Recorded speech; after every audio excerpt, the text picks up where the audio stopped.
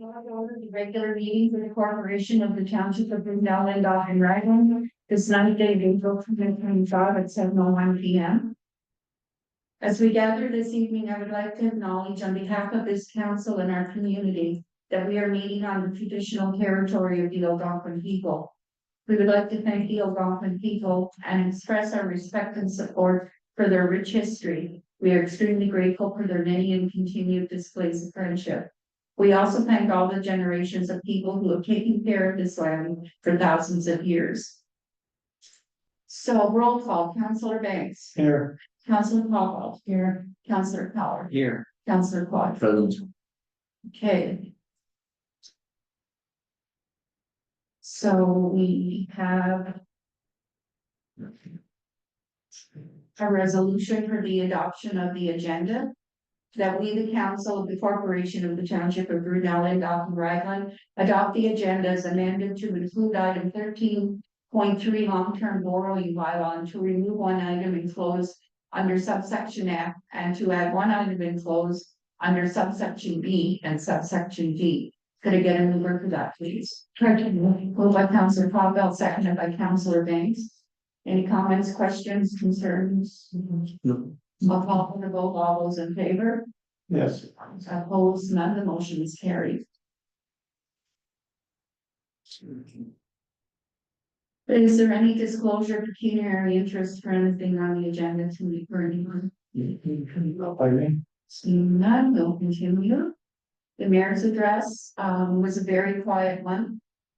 We had our budget meeting that we're going to pass tonight. And I had some county council and that was it.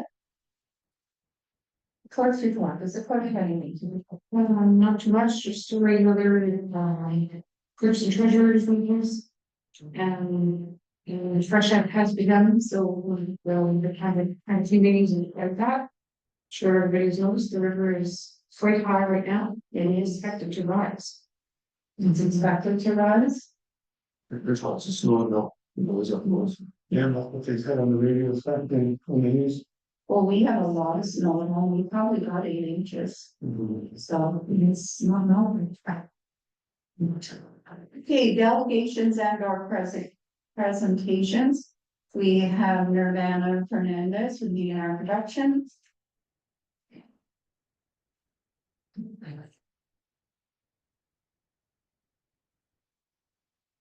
You can go ahead, Nirvana. Hey, to see everyone again. I believe I sent over an email to clerk, treasurer, which has the a detailed site plan. It's just a link. Needs to be open. Yeah, I don't have an email on here. Oh, well, you don't. Goes. Yeah, so my map will plug in to that objector. Is it the site plan that's in your application? Yeah, it's that with more details. We can open up the one that you currently have, and then we can go over that one. So that's the application, must open just the site plan. Really?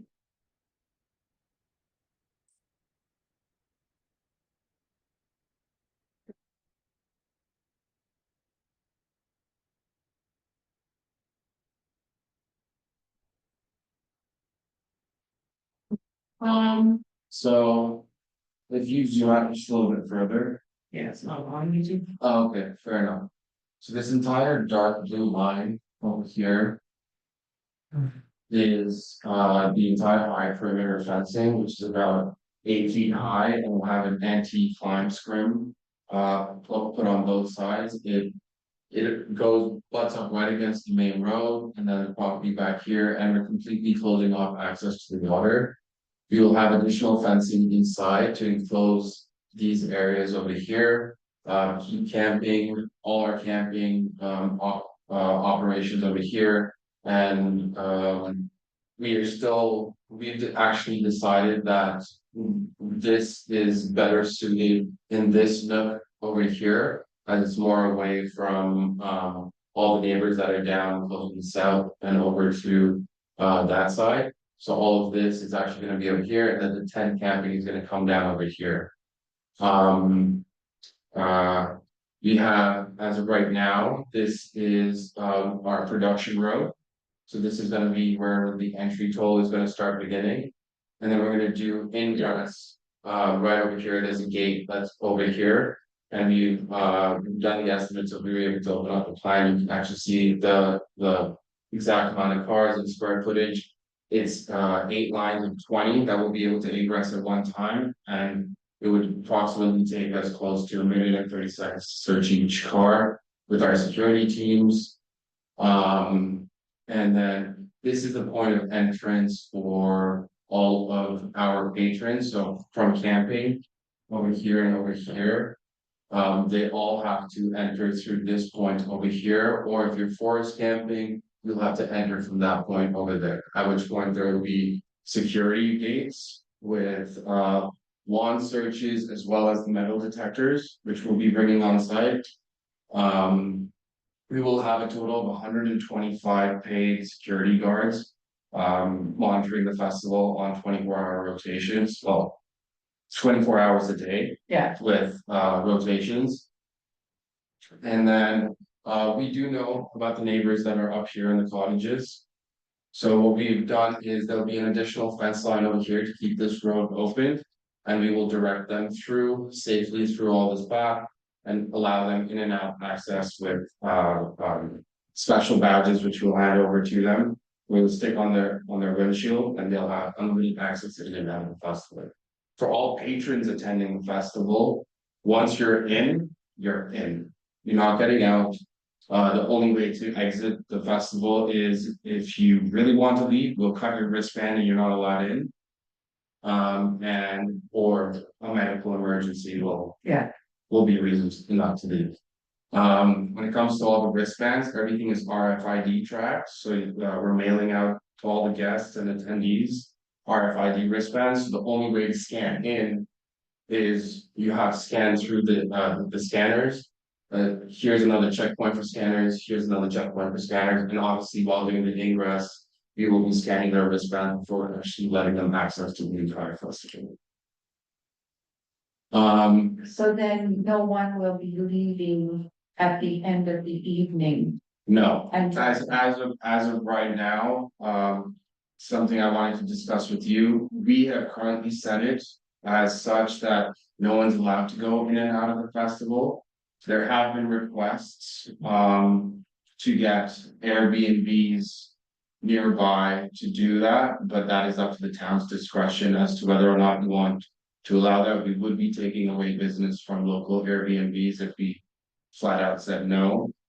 But I believe that's for the town to decide. Also, on that 5 kilometer in-road that comes in starting right off the major road over there, where you turn off on Cedar Grove Road, we're going to be having multiple, I believe as of right now, the count is at 12 people at all times until obviously the sun goes down, and especially during double that on Thursday and Friday during the ingress process, so about 24 road safety specialists that will be monitoring the inflow of traffic, making sure people aren't getting out of their cars. We've had complaints of people saying like during the other festival that happens on during the year, people get out, they take leaks on people's properties and et cetera, et cetera. So we've got road monitoring that will make sure that doesn't happen. With your permission, we also wanted to see if maybe somewhere along the road, if you could get permission to put a few porta potties over there. If not, it's not the end of the world. We literally did the drive today. It's 5 to 10 minutes to get to the property. So because all of this over here, this is all the stages and stuff that's moving, is now moving into this area. So we've what we're doing is, so main stage is gonna go over here. Main stage is gonna go over here, and we'll be shooting and sound north this way. The other stage is gonna be over here in this stuff, shooting that way. And the last and final stage will be over here, shooting this way. We will also be putting a sound wall against this fence line that will be about 20 feet high to dampen all the sound and all any subs or anything like higher frequencies will be completely dampened and prevented from hitting the water. We're also spending, so like, for example, let's say, a normal setup for a stage would be 12 tops aside and then 24 subs across on the ground. That's how a normal stage would be set up at a festival. We'll be setting up 48 subs on the ground, 24 of them playing the regular frequency, and then another 24 playing a counter frequency, which completely deadens the sound from going anywhere beyond the stage parameters. So we are spending the extra money to do that at each and every stage. This will also be the only area that is licensed to sell alcohol. No alcohol will be served past 11 because that's completely illegal. Yeah. So after 11 p.m., all alcohol will be stopped being served.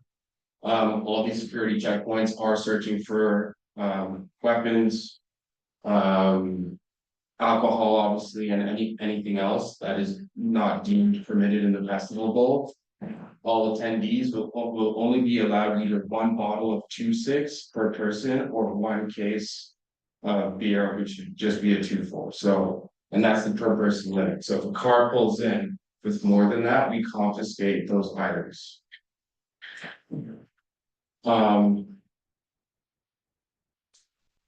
Is there any questions that town council would like to ask about the production so far? No? We've been through it many times. Yes, absolutely. I wanted to note that there are a lot of existing also washrooms on site. Already, so that's really gonna help. And then we're gonna be bringing in further washrooms that obviously all the servicing is going outside of the town. Our shower area is going to go right about over here. We'll be bringing in portable showers from outside as well, and the water will be coming from out of town as well and disposed of that as done. Yeah, and that's pretty much it. So when you talk of security checks and checking for things besides more alcohol than what they're allowed, Yeah, are you also searching for perhaps drugs? yes, we'll be so when we search, we have to search and do the full and proper search in accordance with our insurance, and as well the OPP. Yeah. Will be there to monitor the ingress process as well. Yeah. They will also be stationed across the road. We are going to be working in tandem with them. We're only allowed to search someone so far Yeah, within reasonable rights. Yeah. Right. So that's what we're gonna do. because I know some of the rumors just going on in the community, and I think this is the perfect place to address it. It's about the illegal drugs, and they compare it to Shambhala in BC, I believe it Yeah, but is. Shambhala encourages, Yeah, they actually say no to alcohol and they yes, like do drugs. Yeah. So that's literally their model. yeah, your festival is not. Not, no, our festival is not. So that's good to. Yeah, no, and like, again, within our rights to search someone entering the grounds. We will do that and we have multiple searches happening. It's not like once they're in, Yep. all right, there's Scott's saying, no, there's Yeah. another security checkpoint here. There's another security checkpoint here. Every time there's an in and out, they're getting shut. Because if you were to witness something within the site, at least you're still able to act on. it. Yes, absolutely. And security will be instructed to do as such as well. Yeah. If they see anything, obviously, the first thing to do is confiscate it. Yeah. And then actually hand the individual over to the police for them to do what they need to with the individual. Yeah. And then right over here, we have a massive medical tent being set up. So as of this moment, it's 20 by 40, that's about an 800 square foot space for a medical tent. We will have obviously off-duty EMS officers that we're paying for that will be in the medical tent, as well as the triage nurse, which will also be there that we're hiring. Everyone in our employed will have Narcan and naloxone training, and if we are hiring new people, especially from the township to come and help out at the festival if they want to, they will also get trained in the fall. Yeah. How many? People will be hiring from this, like. What's the possibility for locals to get a job there? Possibility is quite high. We're doing a lot of things. We actually met with a local contractor today. I don't know how many people he's gonna need for his job, but we gave him a dearth of work to do. So example, like in this area where we have the forest camping. There's a small patch of grass which is kind of cleared, but we do need to clear. A little more of the shrub going down in about a kilometer radius. That's about 2 weeks worth of work right there. We've got, kind of like, there's an existing bridge over here. Right over here that we need to, expand and put a bigger cauldron in to support the weight of cars going over it. So that's work over there. We've got some clearing of shrub work over here. Then on top of all of that, we've got art installations that we need to build, which requires carpentry work. If we have artists that live in the community that like painting and stuff like that. Al has requested that we paint his shipping containers, because they're ugly, so we're gonna paint those up. And then we have a bunch of other art installations that are gonna be done as well, so there's a dearth of work required there. As of right now, our total staff count is sitting at 350 people. Yeah. And about, from that entire list, about 150 will be coming out from our side. We will be opening up an opportunity to help with the convenience store, the vending options. There's also the opportunity to bring local businesses to the festival for free, whereas we're charging people from Ottawa and outside the town a fee to vend. We won't be charging the local township people from BLR for that.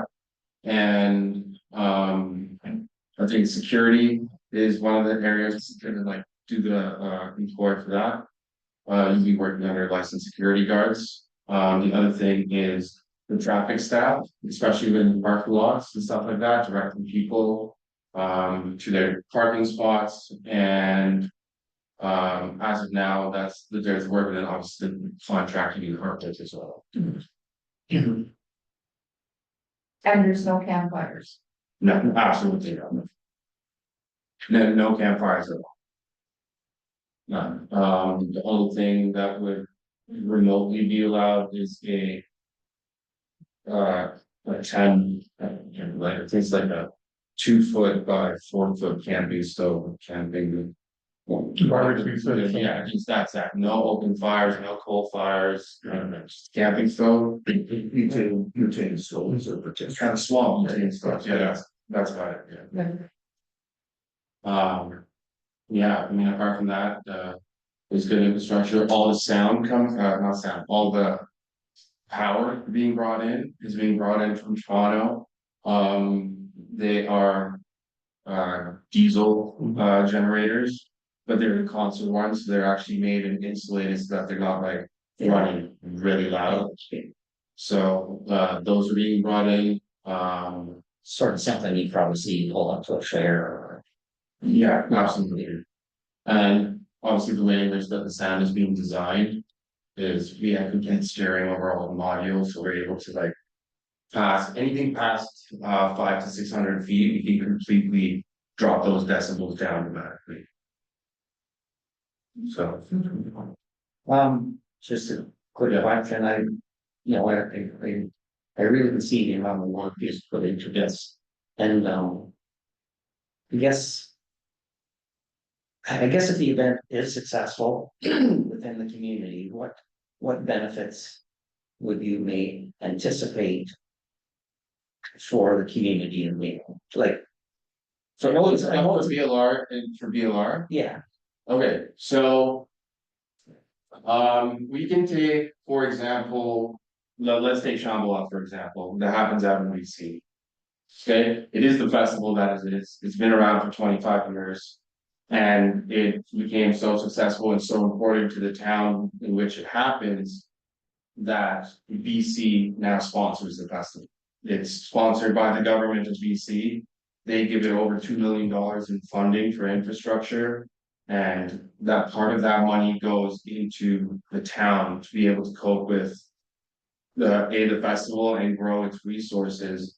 Other things is like there's a lot of benefits that come into the town, like any convenience stores that exist in this area. We'd see a huge influx of product consumption, which we can also help the local convenience stores and other, businesses over here understand what's about to come through. Sure. Your LCBOs and beer stores will need to order more product. I know that money is also kept domestic within the region.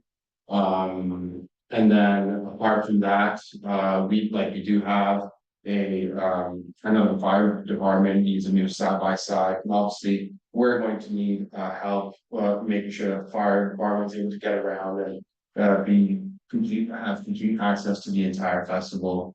So we will be buying side by side for the fire department and donating that to them.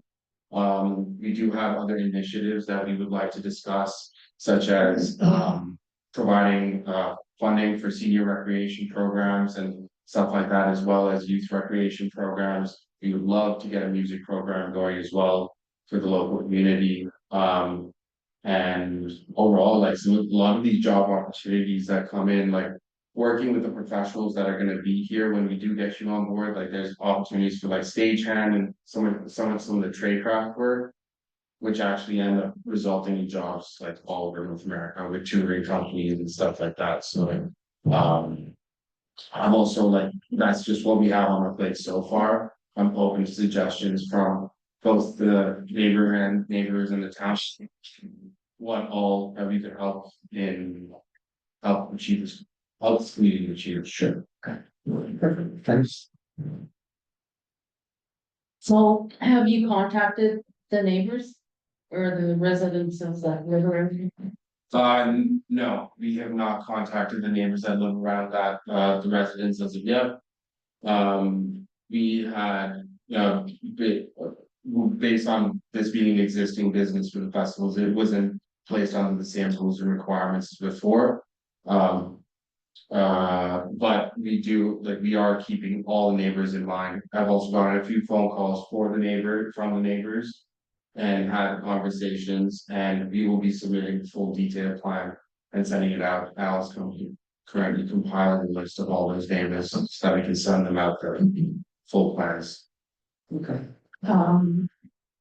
Consultation with the joining landowners is not part of special events process. The only reason there was contact with the locals when it was proposed at Camp Walden was it was a request from the owner of Camp Walden to have a meeting with the neighbors.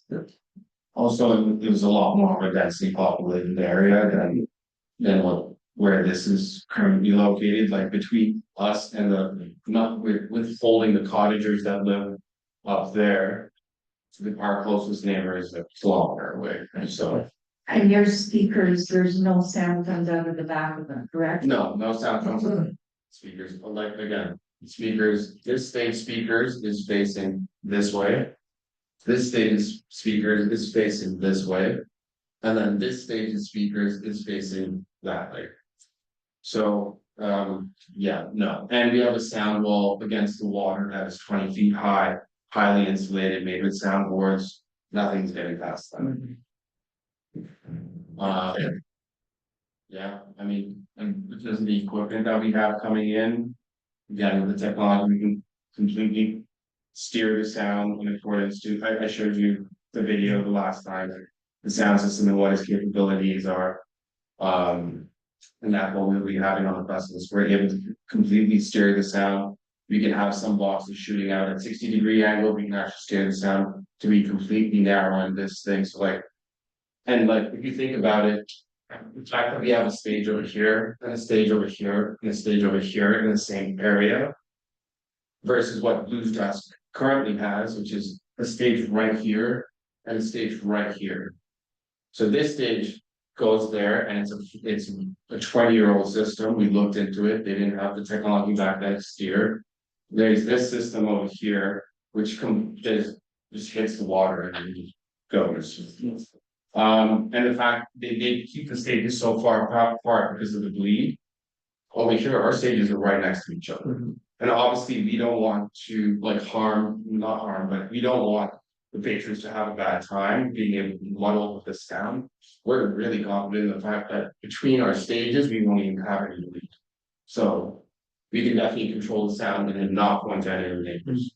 What will the distance between those three stages be? Like, I don't look on the map, but it's kind of like, would it be, So this entire space is a total square footage of 284,000, no, I think it's 400, this entire space in acreage is 12.6 acres. From here to here is just about 600 to 700 feet. Here to here is about 800 feet. So, yeah, for you to set up those stages where they are for one stage, not to interfere with the other, yeah, so we're very confident in our capabilities of being able to produce this and make sure that the sound is very consolidated to this area. We have absolutely no amplified sound in any of these sections over here down by the road. The most we have is an active PA system, which is not an amplified speaker, just a regular speaker, which will run during the day for yoga as well as active speak. That's good. I think we're gonna have to move on. So, Yeah. Well, good. Thank you. Yeah, not something from Thank you. Tammy, Tracy, sorry, there's a Tammy in here too. Oh.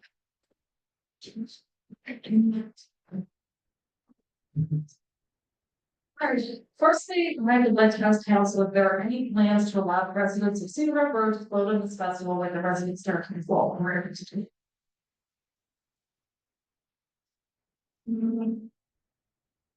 I think we had an official vote, we had lots of, But council did pass a resolution to allow those residents to vote.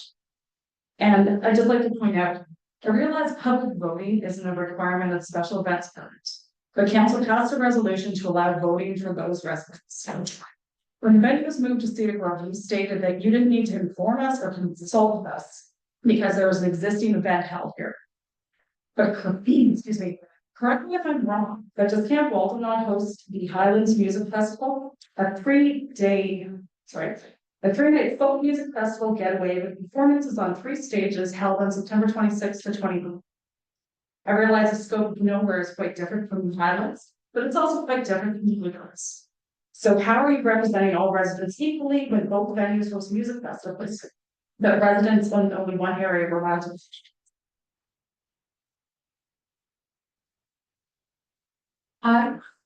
the issue of the allowing the vote is actually, I think the resolution was worded as to contact the residents. I know I could bring up the resolution. Yeah. From a previous, but I don't think it said it.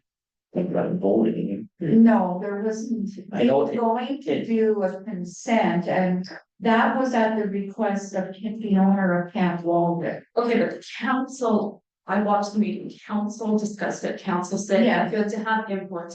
We weren't given any input, we weren't told, we weren't asked, we were given, basically, Mary on you told them. It's the people near Camp Walden, it's been moved, it's not your problem, we don't have to talk to Cedar Grove because they have a festival. Camp Walden has a festival, what is the difference? Well, I'm glad you're here and I'm glad you spoke up because it's good for you to know, and this has been just, I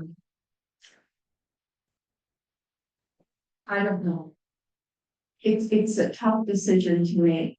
But doesn't that mean public input is even more important? You admitted at other council meetings, it's a new thing, you guys haven't dealt with before.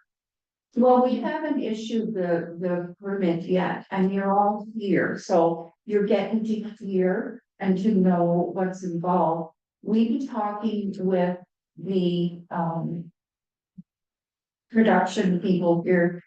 Actually, it started in December, so and I myself when I make an opinion like this, I wouldn't make a decision to inflict something on the locals that I didn't want in my backyard. If that helps you. I have some points to make, and I think after I make them, if you still feel that way, I find it hurtful. I just like to point out that bluegrass, even bluegrass causes issue for residents. We don't complain to council or Mr. Shute, we just accept that 1 weekend a year would be disturbed and majorly inconvenienced. I ask council, why should they be expected to endure another weekend of this? Another weekend that has the potential to have an even greater impact. I personally have experienced people trespassing, attempted thefts, blocking access to my property, in multiple cases of reckless driving and excessive noise, all with little to no police presence or assistance. If you call the Connolly OPG for a noise complaint, they don't show up. I've done it multiple times, they just don't come. Even reports of impaired driving during bluegrass and during the summer solstice festival, they didn't show up.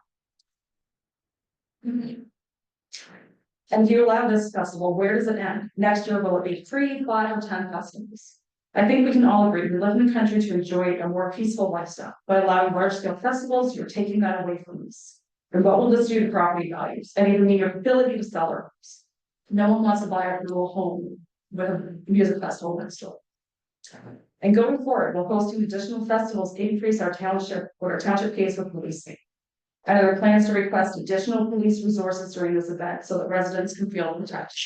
And if so, who's paying for that? The township or Mr. Fernandez? I'd also like to ask, does BLR have a noise bylaw? Pardon? Does BLR township have a noise bylaw? Okay, so you're considering allowing a large scale music festival in a township with no noise bylaw. Therefore, no protections against excessive noise and no way to protect residents. And allowing music until 4 a.m. If Mr. Fernandez doesn't follow through on his promises, there are basically no consequences because we have no bylaws. Well, they won't get another license then. It'll be the end of it. Okay, but see, the problem for the residents is if he doesn't follow through and he's blaring music at 4 a.m. and my sister, a good example, she used to be at work for 7 a.m. If I have events going on, I possibly have to be in Pembroke or Petawawa for 7 a.m. I can't afford to be awake at 4 a.m. because someone's blaring music.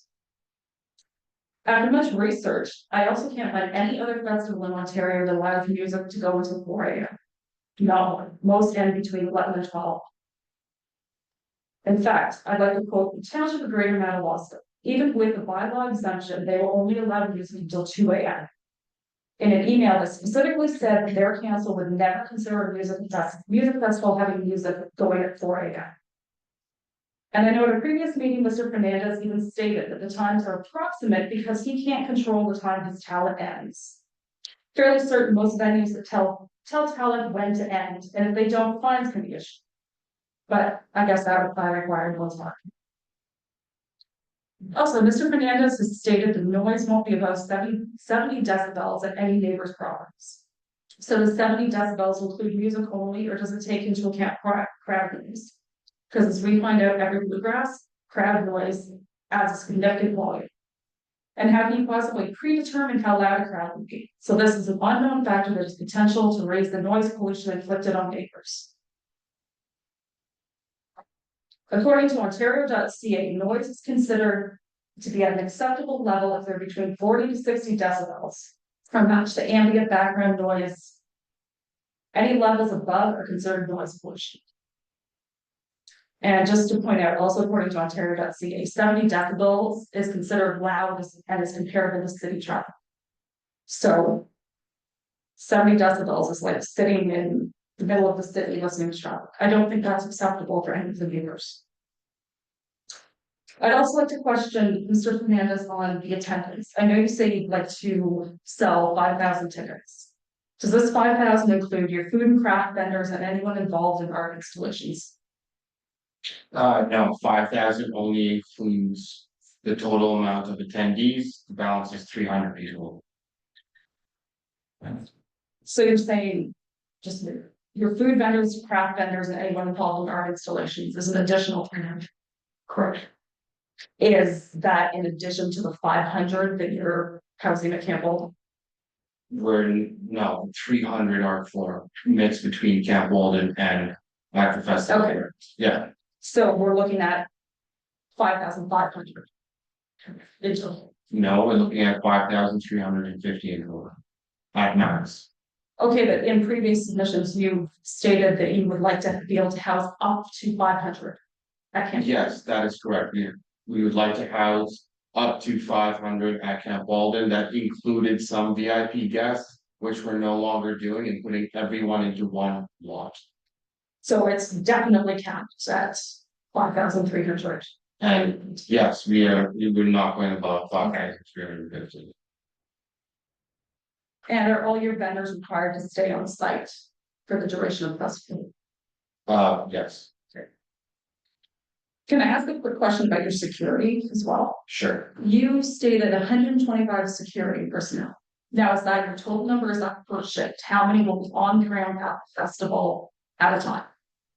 At a time, it would be anywhere from 70 to 100, with giving them like a 30-minute break for people to switch over. So, I'm sorry, what was So it's 125 paid security guards and then another 50 to 60 volunteer security guards. So what qualifications would the volunteer security guards have? The volunteer security guards are only to notify, let's say, notify the people with the licenses to deal with an issue because. When, no, So they're basically nothing. that's not true. They have no authority, they have no training. They will be under the supervision of the licensed security guards, and this is common practices at festivals. It is so that you're able to see things that you're not obviously paying attention to. It is better to have two sets of eyes than one for security. Right. I'd like to address some travel concerns. On Cedar Grove Road, every person who attends the festival has to drive by full-time residents' houses. Not just ticket holders, but staff, vendors, garbage removal, and all the traffic associated with setup and takedown. We're a relatively quiet side. Does council consider the impact this major increase on traffic will have on residents? During Bluegrass, people filter in and out for multiple days, sometimes over the course of a week before and after the festival. I believe people can begin arriving at nowhere on Thursday. Yes, people can begin arriving on. You have to be out by 4 p.m. on the day. That is correct. Okay, so how can this not cause major traffic congestion on our road, possibly blocking access to our homes, not just to us, but also to emergency services as needed? On the Thursdays and Fridays is the ingress period, after which point the gates close to the festival. If you're not in by the deadline on Friday at 11:59, you will not be allowed into the festival. Okay, has it changed on your website? Because at one point your website actually stated if you arrived on Sunday after 5 p.m. without the pre-purchase wristbands, you wouldn't be allowed in. I don't believe that's what it says in there, sir. That's what it said on the website. I'm not lying, I'm not making. I'm not accusing you. I don't write my website pages. So you don't know what's on the website, so you're saying. I can double check right now. You know what? And in my phone conversation with Mr. Fernandez, he told me the same thing he said here tonight, that you would have people stationed along Cedar Grove Road. But what function do these people actually serve? What is their point? The point for the people along Cedar Grove Road is to maintain order. You had mentioned that there was issues with people getting out the cars and taking leaks and damaging property. These people are there to ensure that this does not happen. I would also like to address the point you had made about the police earlier and draining town resources. And you won't have any issues with police not being nearby because we are paying them out of our pocket to be present at our festival at all times. Can I ask you when you organize that? Because I actually sent an email to Staff Sergeant Darrow at the beginning of this week, and she told me that at that time you had been in contact with her, but you hadn't confirmed the festival had been approved. And at that time, there have been no requests for any additional paid duty officers. We cannot put in an official request for off-duty paid officers until the township gives us the permit or the tentative permit approval. Okay, So so we have spoken to Sergeant, and we can show you the emails as well. We have constantly notified her of all the updates with the festival and have made And I've made sure that she knows that we're getting off-duty cops. The way off-duty cops works is we put out a request that goes up onto their website. I'm just thinking of on duty, paid on duty police officers. There's no such thing as a paid on-duty police officer. They're all paid off, they're all off-duty paid officers, because if they're on duty, they're currently in a shift doing policing work. This for special events, you need an off-duty officer who's not scheduled as shift. And then we bring them in to be in uniform in their police cars and be present at the festival. We're paying them out of our pockets, therefore they are off duty and not employed by an on. Okay, but what I'm referring to is as a taxpayer homeowner on Cedar Grove Road. Yeah. We've had issues. Your off-duty police officers. Fine, they're in the field. What about along Cedar? No, they're going to be along Cedar Grove Road too. And they have jurisdiction to actually do. Yeah, absolutely. If Yeah. anybody breaks the law, they have full jurisdiction to arrest them. And any and all complaint that you're making, you can make the complaints to the police officers and they will respond right away. And has council actually seen this correspondence? Because in the previous things, the only letters that were provided from what I can see is your original contact with the OPP and Brantford County Paramedic Service. Has council actually seen any further correspondence? Council has not seen any further correspondence as we've had in-person meetings with the sergeant at her office. And then we've also, like I said before we are able to even put in our official request for paid off-duty officers, we require our permit from council, a tentative thing, and then another part of our permit is making sure that we have paid off-duty officers on site, along with building, temporary building, structure, building permits, health and safety checks, so on and so on. That's part of our permit. We're trying process. But council haven't, just to be clear, council haven't actually seen any of this, so you know, we usually haven't issued a permit Right, until there's a permit issued. but should you not see it before you issue the permit? What if you issue the permits? And A what permit, he's saying isn't, Well, if he doesn't match the requirements of the. you can then turn around and reject it? Yes. Yeah.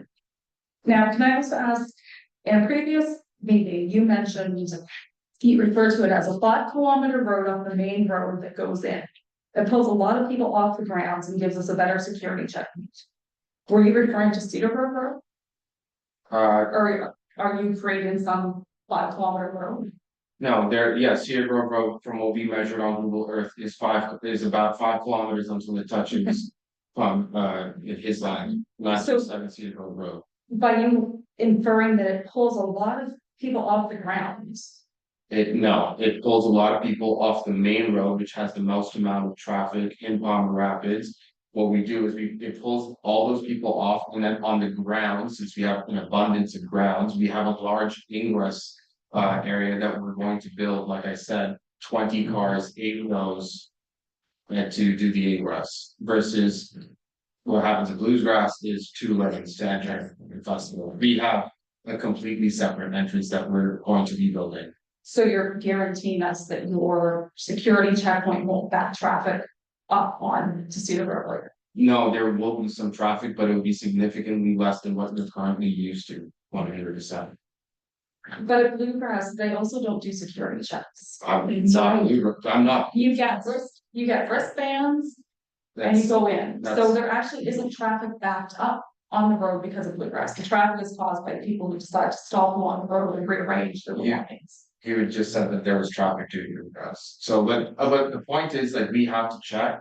We have to do our due diligence process and making sure everyone entering paid to attend the Yes, but festival. why are We do the security checks. Why are you backing traffic onto a public roadway that we all pay taxes to retain? We all expect to be able to use. So I'll just say one thing, and that was you have timed arrivals, right?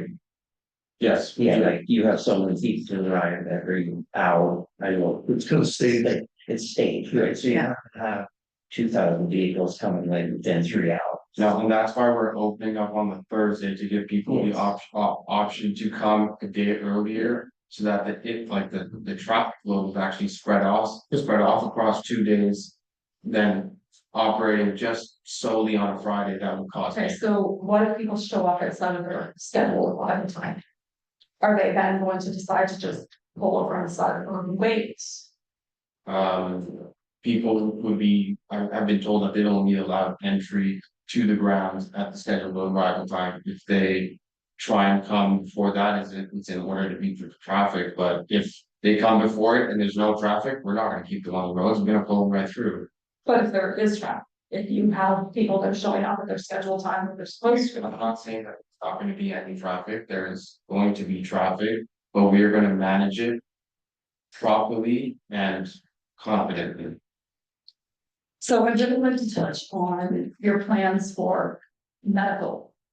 Okay, my phone conversation, Can I just, we'll give you 2 more minutes because we do have a whole regular council meeting to deal with.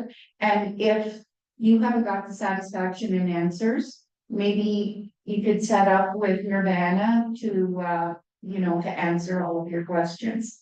I mean, we have to trust too, the way he has presented everything to us, it looks like they have everything under control. I mean, that could go away. That could go off the tracks, but we have to have some trust too. but even if everything works out the way he's saying, it's still 5,000 people driving past our house.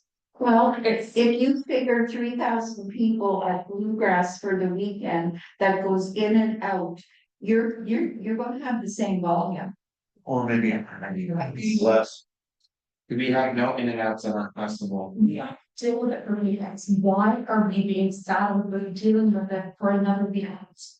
And if this festival goes ahead, you can't tell me there won't be other people wanting to have a festival. Like I said previously. Bluegrass, this festival, next year, is it gonna be 3? Is it gonna be 5? Is it gonna be 10? Where do you guys actually care about us? And say, no, it's not happening anymore. We're not putting you through it. Well, like I said, I wouldn't approve of anything that I wouldn't. Then you have drastically different standards, what you want in your backyard versus what I think all of us want in your backyard. Can I quickly address the medical issues? Okay, In my phone I'll give you conversation 2 minutes. with Mr. Fernandez, I expressed concern about any medical issues that arise that are beyond what they can handle with their medical tent. His response was that there were talks to have a medevac helicopter available, but he never provided details of where patients would be taken. Does council have this information? Council, we're working with Councilor Kevin, there's a hospital nearby that he sits on the board of directors for, that we will be. What hospital are they? So what chopper would that be? The chocolate would be paid for and provided by us. So you're going to medevac out, say someone has a broken leg. A broken leg an EMS person can deal with, this is more a life threatening condition. That, like, let's say. Do you have someone- X-ray equipment in your medical tent? No, we don't have an X-ray equipment in medical. So a diagnosis of broken bone, which do not need X-ray equipment, is not. No, I think that EMS people are sufficiently trained enough to be able to look at a leg and be like, okay, this person is. Okay, I think this is getting far fetched. I mean, if someone has a broken leg and goes to the EMS center, they're going to get taken out of there either by land ambulance. And they are going to go to Paris State Hospital, which is already, they can't deal with the residents of the area. The wait times are ridiculous. I think what we're doing here is we're inventing what ifs.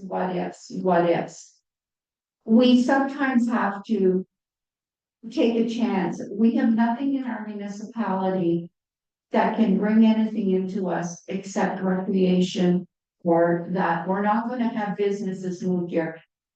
Is it not worth a chance? No. And if it's, well, No, I know I'm not supposed to talk, but have you contacted the OPP? Have you contacted the paramedics of Renfrew County that will tell you that they cannot support this because they do not have the supply of people to do it? Exactly what we're saying about our hospitals. We don't have doctors. We have people going to Redford to a doctor's appointment. okay. If you have any more questions for Nirvana, I ask that you contact him. We will be making sure that all of the conditions that's issued with the permit for the event will be met. If they're not, Well, there won't be any more hospital for them. But they're not already met, because you haven't checked with the OBP yourself, nor have you checked the Renfrew County Services. Well, he's checked it, he's, I've checked. What about REM? Our EMS is not coming from Renfrew County, because Renfrew County doesn't have the labor to be able to provide for EMS, but. Exactly. But our EMS are coming from Ontario and Toronto, and they're legally licensed, and there are companies that specialize in off-duty EMS with ambulances that come from Toronto, which have a lot more. So you bring one ambulance or more? We're bringing two. So 2 ambulances for 5,000 people, 5,000 gas, paid gas, plus all of your staff. Which 5,000 people have not had Coopers. okay. We have to call this off, we have to proceed. Usually we were only given 10 minutes. So we will take your opportunity for us to express our concerns to council. We've heard you. We will take that in consideration. So yeah, if you haven't heard nearly all of the concerns or points I have. Well, you probably are similar to all the other ones. Actually, they're quite different. Well, we have to move on because we have a budget we have to pass to. Can I just quickly ask if he wants to expand, because clearly he wants to grow. He's singing the praises of Shambhala. In a conversation with me, he said the same thing. Does council seriously, will you entertain him changing it from 5,000 people to 20,000 people? Are you actually prepared to inflict that on all of us? I think at that point in time, it would be different, as depends for, Yeah, that's it. So, yeah, it would have, you approved him this year. If you actually chose next year to have some consideration for all of us and wanted to deny his permit. Can you do that? Or can he legally try and fight you and say, well, you approved me last year, I followed through on everything I was supposed to. That's on your base, so it's on year basis. So he would have no legal we do it. leg to stand on. And I mean, if he wants to have another festival next year, he's going to make sure that he's doing what he told us he was. He told me that he's the one who will be monitoring how the music is at people's houses. We have our staff and organizational staff will be monitoring how loud it is at the house. Okay, but that's you. If there's a case where all of us are saying it was loud, I couldn't stand it, it was horrible, And and he comes to you and says, I measured it, it was 70. the police, if you were to file a complaint, the police would come to your doorstep and take a decibel reading.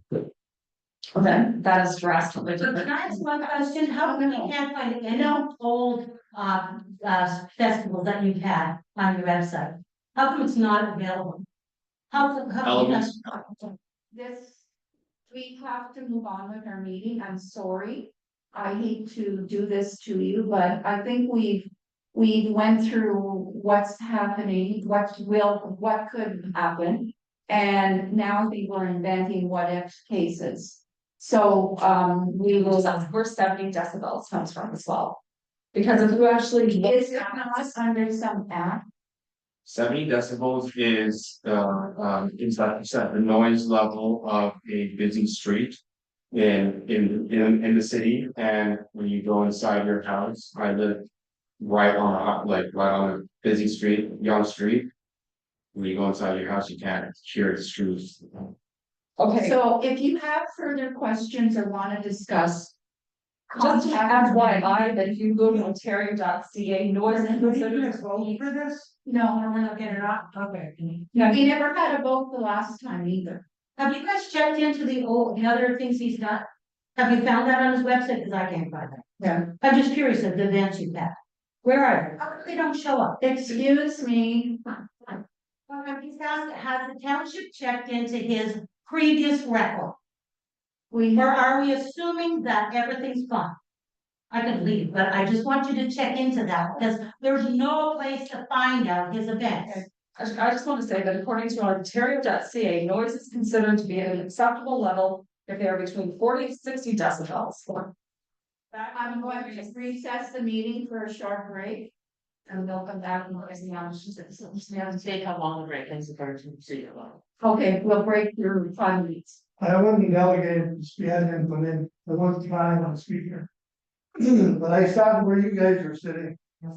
And we dealt with the numerous things, we dealt with bonuses, vouchers, and stuff like that, it turned out good.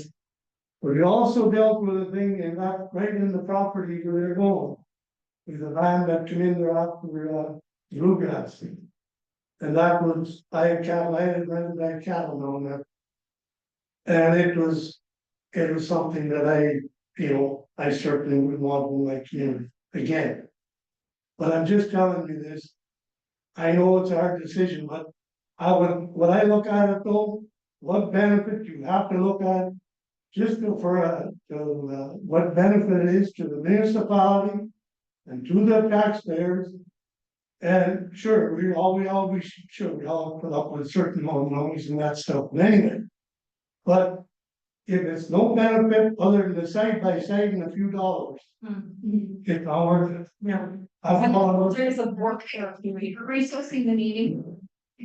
Sorry, I just want to know, just take it, like, check it, you can, that's cool. So if you can, let me know, you like, him.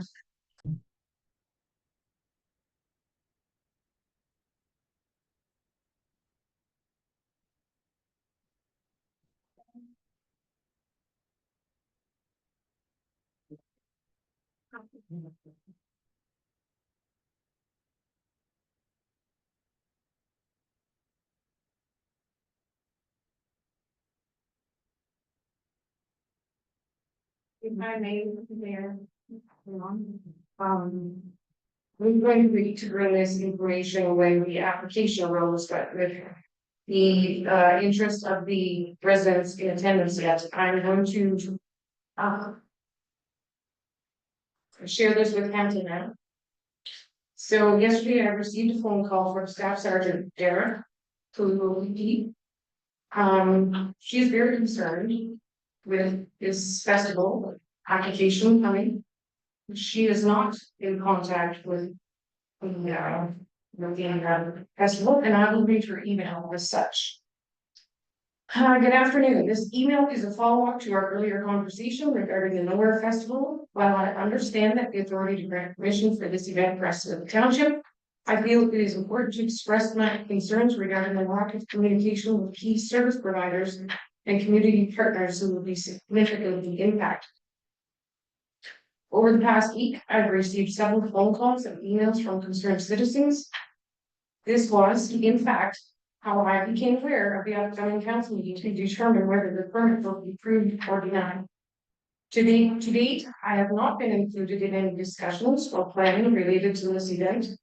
While the event planner did inform me of their intention to host an event, they have not provided me with any formal proposal, security plan, or other documentation for review. This lack of information makes it impossible for me to provide any assessment regarding the safety or security of the event from an OPT's perspective. Excuse me. It is my understanding that a plan has been submitted to council, which I have strongly urged that council reviews it diligently and with caution.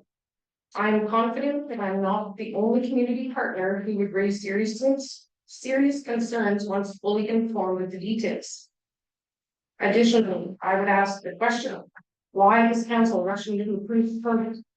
For comparison, the town of Greater Madawaska is currently reviewing similar event plan in June 2025 and has not yet approved the permit. Their CEO would likely be open to sharing insight into how they are approaching this matter. Regarding OPP involvement, while the event committee is welcome to request paid duty officers, it is important to note that these duties are voluntary and I cannot guarantee availability. No additional staffing will be brought into this event by the OPP. Furthermore, should the event be approved without proper consultation and planning, the liability would rest solely with the township of Melville.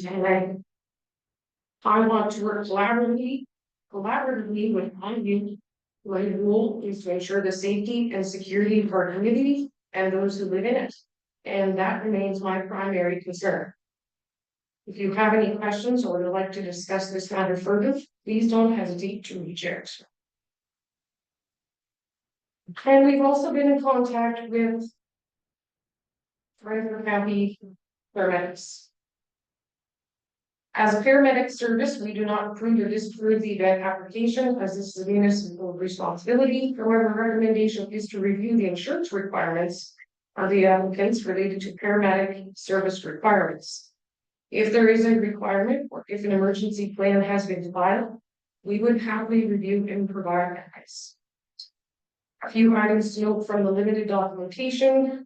So there's letter of compliance, first aid and medical service, on-site medical team, trained medical team, including paramedics, will be stationed on site to respond to emergencies and provide first aid. Under the Ontario Ambulance Act, there is a title of protection of paramedic, specifically ensuring the term is only tied to employment to a municipally licensed paramedic service. Question would be the composition of the medical team, the contractual agreement, and services being provided. Is there a contractual agreement request for services being sent to the County of Redford paramedic service?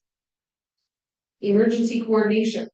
Emergency services will be notified and clear protocols will be in place for accessing local healthcare facilities if needed. There needs to be clarity on the protocols in place and accessing local healthcare facilities. Warren County has the Eganville base, which is about 55 minutes, and Berries Bay is 38. Lennox and Addington has the ambulance base in Denby, which is about 25 minutes. And it's only staffed from 7 to 7.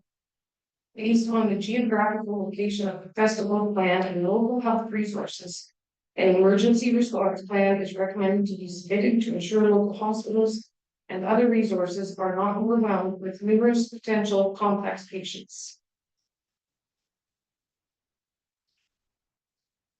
And I'm going to go to the site map again.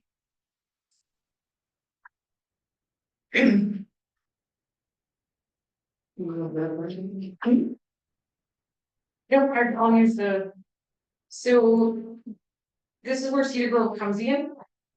Shapes the 90-degree turn and heads that way. This line right here is a concession. Township concession. Anything to the right of that is Mr. Shute's property where the festival ground, Bluegrass Festival is held. To the right is a property owner, to the left, sorry, is a property owner who does not give permission or use of their land. I mean, that's issue number 1 with the application. As per our bylaw, especially then bylaw, any leasehold interest in the lands on which it's proposed to hold the special event, a current address, email, address, and telephone number for each applicant should be included. So, Mr. Shute should be named on this application. And he is not.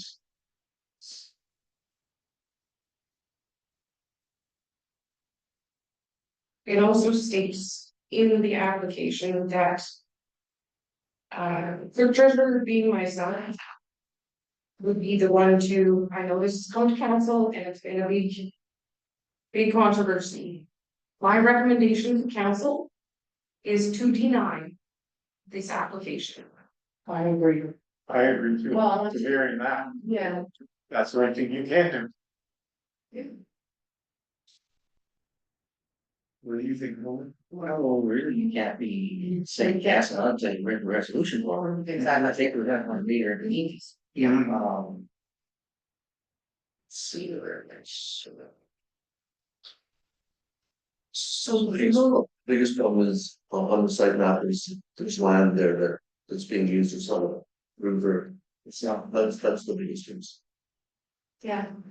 Yeah, and I did speak with them and they are, I'm not in favor, they will not move these. The application itself is missing information. Yeah. The landlord is not. That's the biggest concern Yeah. there is, yeah. Well, I think that, from the police though. Yeah, I mean, without giving them some indication to do something there, like, invest more money in No, the time. I know that the the officers that are paid, like they volunteer when they're not on duty.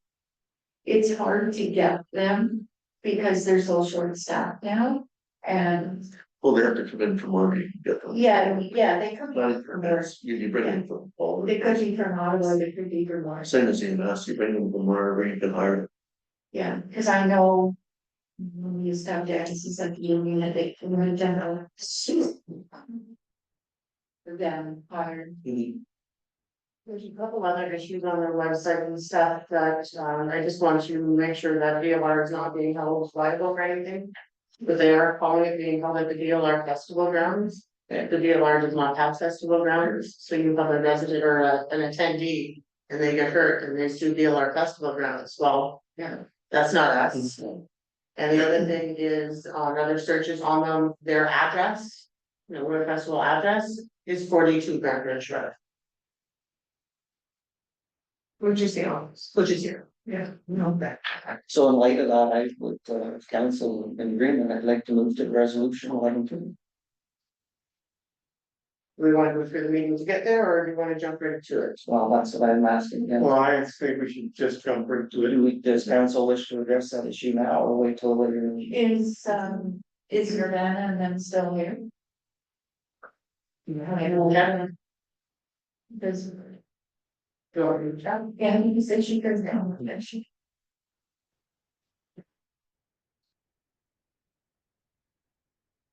I know I'm not technically allowed to speak, can we just ask quickly? If you do have a resolution doing like this, can he turn around and basically get all stuff in a row and then reply and have it approved? Even though he's clearly deceived you. Pardon? He's clearly deceived you. Well, the guy's not gonna let him use the property. And you'll be feeling, that's gonna do it. Okay.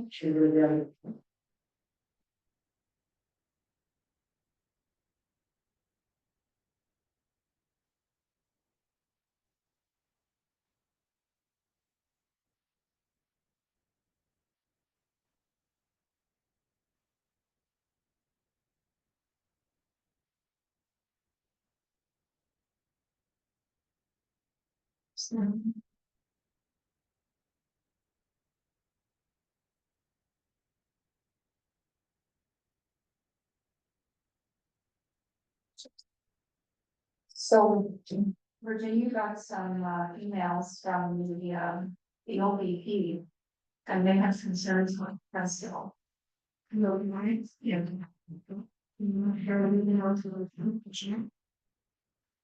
Sure, I know. Thank you for the update, submitting the entire application to them. And she has some concerns. Also on the site map. The site map, lists Mr. Colburn's right. This one did, and then we moved it off. If you go back to the one I just sent to your emails, that is not included on the setback. Okay. So if you go, I sent. I don't have emails on. Okay, it's on that one. I sent it to clerk dash treasurer. At BLR Township, so that site map has everything, square footage, spacing between campsites, the cars. The fence line, exact dimensions, and everything, it's. Unbelievable. When you send it to me? Just here at the meeting. I thought Virginia had access to her email, so I just send it to Virginia. Okay. So that would. Still doesn't change the fact that the applications. So, here, this is us being in contact, submitting all the application and all of our plans to the police at every time we had an update. We've given them everything, as you can see, and then we changed site, we provided a new thing with the new plans, and then it says, hi, Rada, thank you for the email, keep me posted, thank you. So who were you You using? submitted that same sergeant that she's speaking to, Daro Sarah OPP is right here. There. Yes, Sarah Daro. Sarah. Yeah, that's good enough. What's the last date of that, you know? March 18th. We had redone the entire application package. Well, I think we're gonna have to speak with her. Because we've really got conflicting. Absolutely. Have you? She's recommending that it not happen. Her biggest concern is with the amount of people expected to be in attendance. It's going to exhaust all emergency services, fire, police, hospitals, paramedics. We are bringing our emergency services from Lakeside. And this township and Toronto and Ottawa will be our main sources for medical services. Fire, work through the chief over there. And for the police, the net goes all out and wide to all of Ontario, to all of the OPP. When you submit a paid off-duty request, it doesn't go to the police of this region, it goes to Yeah. everyone in Ontario. But there's a policing shortage all over.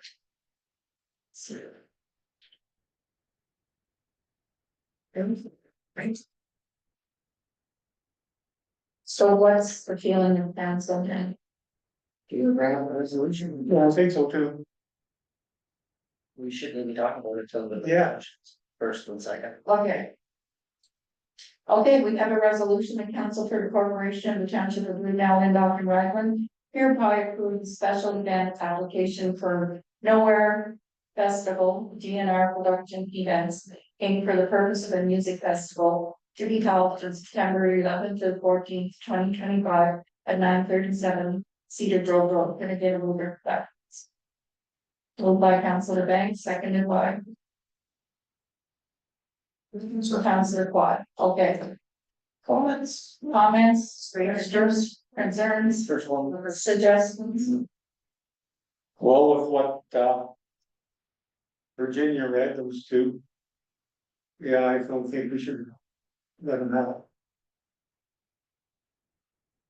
So like I said, Well, there was another issue too that, was that? Second, yeah, he's second. Yeah. So, So Colin. I think you mentioned Virginia that there's some. Some naming of the event field that says it has to do with the township or something where the events happen. So that affects the application, right? And that because we have nothing to do with the site. And I think it also, you mentioned on the application that the event is using the township office address for their event. Online. Online. It's 937 Cedar Grove Road is the address online and on the ticket. It's called BLR Festival Grounds because you have, a name has to be given. And we spoke to Al, and that was the name as his property, he was comfortable putting against. That's not his age. Maybe. no, he had asked me and I didn't think to connect it that they would think it was the township. I haven't done anything without permission, always asking twice. And searching on the internet, Nowhere Festivals is coming up as 42 Brookridge Road as well, so something has to be into. Not as your festival location, but as your Nowhere Festivals address. It's not the one it's Toronto. It has to do this for. Then we would also have to definitely have legal review that stuff for us. I wouldn't be comfortable with legal reviewing that stuff to make sure our liability is covered, but we can't be liable. So we definitely need to have that vetted by legal.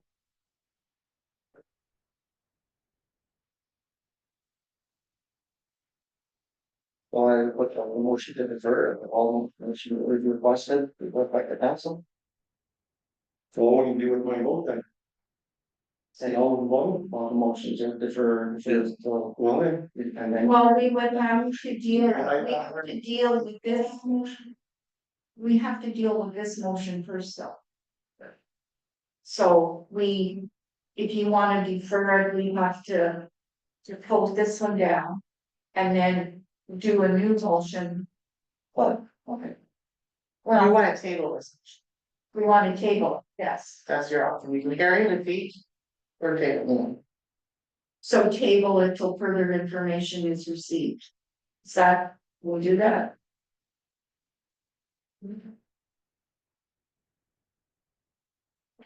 Well. Coming to this meeting tonight, and I knew this is tabled. Even before those reports, I was honestly voting against it. Just for the fact, I mean, we had protests from that end. Yeah.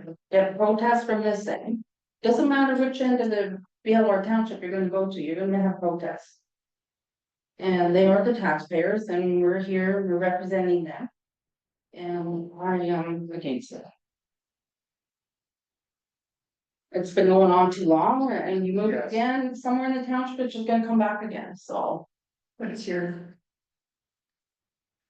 For me, in light of what's been brought forth by the clerk, and I really thank staff for finding this information for council, because council does need credible, factual information to make a good decision. And for the reasons that's been brought forward tonight, I can no longer support the application. I'm still not aware of what the reasons are. You mentioned a lot of this to you. Depleting resources. All the bleeding resources, all concerns from the DE sergeant that's been given to us. You misled. It's what I showed the emails, it's just funds. So you're basically saying that Virginia was a. I'm not saying that they're high. Sorry, so maybe when we're not here, tell me which one, here, I guess.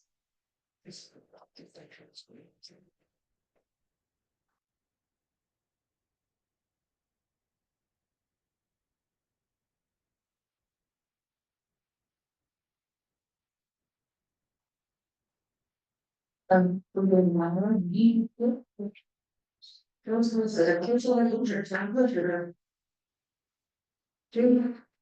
So what's the feeling of council? Do you wanna vote on it or do you wanna table it? Well, I think we should vote on, this is gone, we just drag on, Yeah. drag on, drag. I'm gonna change my mind. Yeah. Okay, I'll call for the vote. All those in favor? It's disappointing, but yeah. I'll Opposed?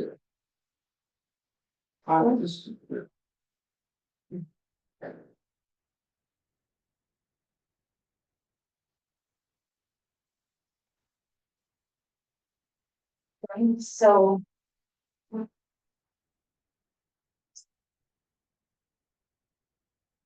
Got a copy of the rights and they're down in one thing, and I thought it was fine. Need clarification, So bring the lines to speak. Conjunction with the council, with the OPP sergeant, because I showed proof of us submitting everything and they never raised a red flag. So. I'm at lost for words. I send forward the correspondence with the police and we go meet her tomorrow together, like I have no problems. I'm not hiding anything. I just showed you the correspondence. It's There's only one piece, but there's one piece of information that they don't want, that's just want to. and I think, Virginia was saying that. What's the issue now? That he needs to be able to, should be able to be engaged with. He would need to be named on the application to seize a property on. wasn't aware of that, that we were renting his leasing his company from him.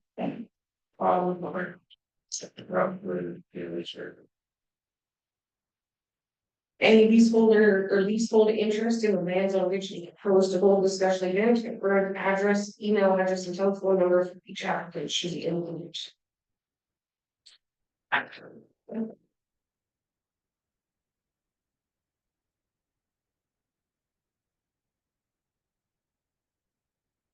So.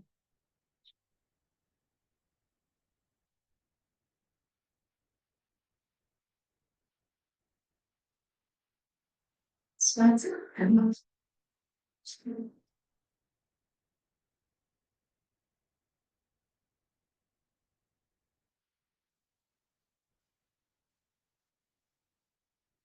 Have to put together a letter for me.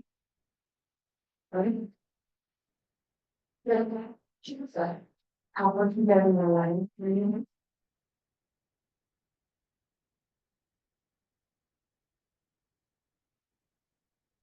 Okay, on the back.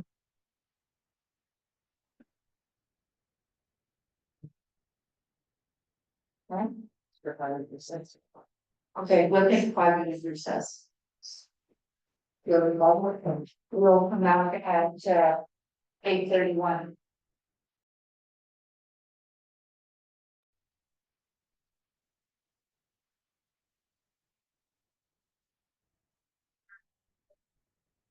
With our agenda, we have a resolution for the adoption of minutes.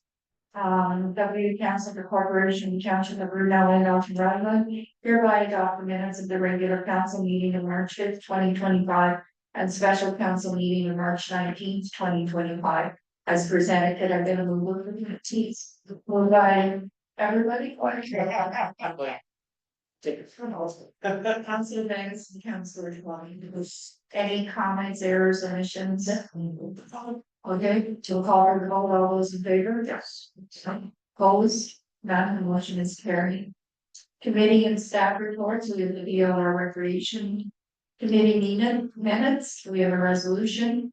That the Council Corporation of the Township of Green Valley, Mountain Raglan, accept the February 11th, 2025 VLR Recreation Committee minutes as information. Could I get over for that, please? Second, moved by Councilor Coffin, seconded by Councilor Banks. Any comments, questions? Call, vote, all those in favor? Yes. Motion is carried. We have a staff report from,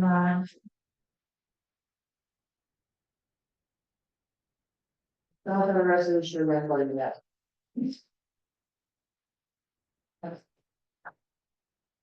So there is an issue with the septic system at the Quadville Community Center.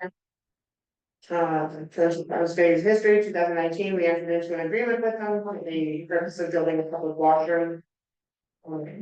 During the term, the township shall at its expense engage and pay septic contractor to haul or sump of the septic tank at such intervals as are requested by the Quadville community and recommended by the CBO. So in September of 24, the tank was pumped for the first time since the washroom project was completed. That was done in 2020, so 4 years. On March 24th of 2025, we received a phone call from the Quadville Community Board stating that the toilets are backing up and the tanks need to be pumped again. A member of the Quadville Recreation Association said they would be coming into the office the following morning and was told that the issue would be discussed at that point to see how to proceed with it. The following morning, that person attended the office with an invoice from a pumping company stating they had no choice but to have it pumped that morning as it was full of solids because of high usage. So I talked to the CBO about this because it didn't really sit right that it had to be pumped in March, but it was just pumped in September. CBO comments after reviewing the permits of the original installation, it appears that there was 2 1,000 gallon tanks and 2 filter beds installed in 1986. Location a little undetermined at the moment. Because of the measurements don't coincide with actual locations. When the renovation was done in 2019-2020, one of the systems was discontinued. The current system is adequate. He gives all the details in the staff report here, but it's adequate for the usage that's expected right now. So it is logical that the septic bed has likely failed and an investigation should be done to confirm, and that's from the CBO. I did reach out to the driver of the pumping company, and it was determined that the tank was mostly liquids. He suggested that if it has an effluent filter, that it may be plugged or blocked, it could be cleaned and may solve the issue. As the system was installed prior to effluent filters being required by code, and further the tank nor the filter bed was touched during the renovation, there's probably not one in it. Other possible factors include bed failure due to a number of possible factors such as frozen bed, saturated bed, either from the spring thaw, drain, surface water, or from consistent running of a toilet, and one of the toilet handles when I was there was stuck in the down position and just continuously running. Or just over time, the bed has naturally failed. In the agreement, it states that during the term the septic fails and the tank and or tile field require replacement. QRAA and not the township shall be responsible to apply to the township for and to pay for such construction permit as may be required by the OBCA and to replace the failed system at its expense with such new system as may be required by the OBCA and the regulations made thereunder with respect to sewage disposal systems. My question again for council to consider, the invoice for the pumping that they brought in, they had to pay. QRA had to pay the pumper that morning when they pumped it. So they have paid that bill and are looking for reimbursement. As if it's not logical that it is a regular pump of the tank. Do we reimburse Quadro for that pumping? Or is it on them because it is due to a received benefit? They were asked to contact some contractors who do septics to investigate whether the bed has failed and to keep us up to date. And I have not heard anything since. How much is the invoice? $625. And they have regular running at the senior lunch yesterday. So So what's going on? my options that I have for council to consider is that Quadro is responsible for the pumping invoice on March 25th. And is directed to close the public washrooms until such a time that the septic is working properly and should be reopened no later than June 30th, 2025. Any pumping required up to and including when needed for repairs to commence are at the expense of QRAA. And the alternative is the township pays for the bill, but I would recommend that we keep all those requirements. If they want to keep using the washrooms, that tank will be sufficient as a holding tank for bingos and stuff. Until they can get the repairs done. June 30th is plenty of time to have it investigated and repaired. But I would suggest setting down the public washroom end of it. It just means locking the front doors. So they don't be using it for events. Yeah. I don't want to shut their events, but that they need that in order to. Yeah. get access. Yeah. But any pumping up to and including when needed for repair should be on their responsibility because it's not the township's fault. Either. So the work. Wow. I'm surprised that that bed's big enough to support. Everything that, after with the renovations and everything. Penny ran all the calculations for it. It's just hard to imagine that it was big enough. Apparently, he did reach out to the people who did the renovation in 2019, 2020 regarding hooking up the second tank and second media bed, but they didn't want to have to pay for a pump, the distribution tank. That would split the fluid side by side, which would split evenly. They didn't want to have to pay for that pump all the time, but that has been on the size. We're told that was why that's be confident when one tank is just situation. Cause it definitely gets lots of public use for sure. Yeah. But it wasn't over usage that cost it. Yeah, no, I'm just saying, Yeah. it just gets so much, I'm just surprised, it's like, you know, what you need for a house with 4 bedrooms. Yeah. And that's a little more usage than that. I'm just surprised that. But you know, if the building inspector says it's good, I can't remember like, who would have even put that in? Well, it says the current system is adequate to support 41 people with food services provided 7 days It's a a week filter bed. or 187 I was thinking it was just like a, Weavers. Oh, okay. I didn't realize it was in that. I thought it was Weavers. So we paid for the pumping in September. Yes, as per Yeah. the agreement, yes. How often is it supposed to be pumped by the agreement? When When needed, Just when needed. at such intervals as are requested by the QRAA and So, recommended by It's CDs. definitely an exception, right?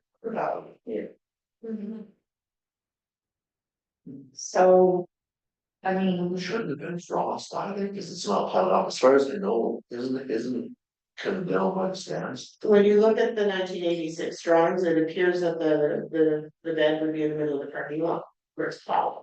Which is why we can't see. I thought it was, I remember, maybe that's the old band, I remember Alvin was telling me. To make sure we put all the snow kind of, between the building and, the shack comes up and stands. So it wouldn't get, so it wouldn't freeze. It was always the reason I found it off. But I have no idea. Well, we have the agreement, we gotta go by the. Yeah. So it's up to them to investigate and figure out. Right, but is the. At such intervals as are requested, this pumping that happened on May 25th. Is that classed as a regular pumping that the township would pay for? Or no? Cause that is not clarified in the agreement set. We just pumped it in. And prior to that, it was how many years ago? When it was pumped for the renovation, 4 years, 4 years. So 4 years before we had it on. Now, using one bed, it went 4 years, and now there's two, so there's one bed still in use, there's only one bed, only been one bed used in 2019. So if that one bed went for 4 years of public use, obviously that bed is sufficient. Where's the tank? Is it that big hump between the rink and the building? Yes, That's where the there's tank two is, tanks, the two tanks are side by side like that. so that's the hump there. Well, I always thought the freaking bed was down there. And in the direction the tanks are sitting, if it does go fairly straight off the end of the tank, it would point towards parking. Maybe it shows it. Yeah, maybe it's for that, maybe it's gonna be working fine. Well, that's fine, right? That's right. Was it, we did that for. There's still the issue of the bill that we're paying it or not. And like I said, close the washrooms until they are working properly and work based. Yeah. Well, the bill does say you have to reclassify the night. We made Says, right? are requested by QRAA and recommended by the CDO. They actually requested. They requested it, and we said we discussed it the next morning when they came in, and they just came in with it. And, yeah. So really, they didn't meet the criteria of hearing. But was there a problem that they had to get up immediately? It's backing up. It was backing. It was backing up. Yeah, so I mean, they did request it then, but they didn't have time to. No, we got the phone call at 3:15 in the afternoon. Cause, yeah, so then. Now it's to get it sorted out, like it's to get, find out what's the happening, and Well, you know what? for the sake of argument. Is that what you're saying? Yeah, pay the bill and then close the public washrooms until they investigate it and. Investigation. And whatever goes on from here, it's their responsibility. Cause you have to bring in somebody to do the leaching test, right? Yeah. Usually that's done from the tank, typically, right? Sure. Because often when the guys pump, they'll test it. Like I know at my place in Park, every time the guy pumps there, he does he pumps water to see to see if it's running away properly. Yeah, yeah. He does that. All the guy that actually pumps, he does the test every time you pump there, that is from nothing. Then said, oh no, your bed's fine, it's running good. Yeah.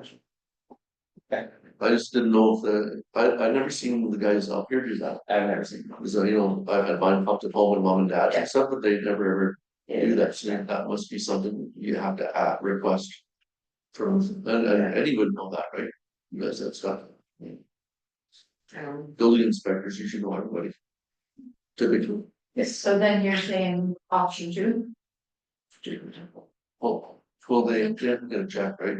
We're gonna pay the bill and they have to get shut the public washroom down until they get it. The motion, checked. if you want to take on They definitely have to get that looked at to see what's going on. Yeah, it has to be investigated. Because candidates. It'll just go up if it's not leaching properly. But that's at their expense. Yeah, no, they want. Yeah. No, we're gonna be that. So we'll pay this one, but going forward. They're. Well, they have to, well, we talked about shut the thing down until they Shut get, the washrooms down. until, just for that, so keep it at 10. And then until they get it checked in. I'm not even Okay. sure who does that.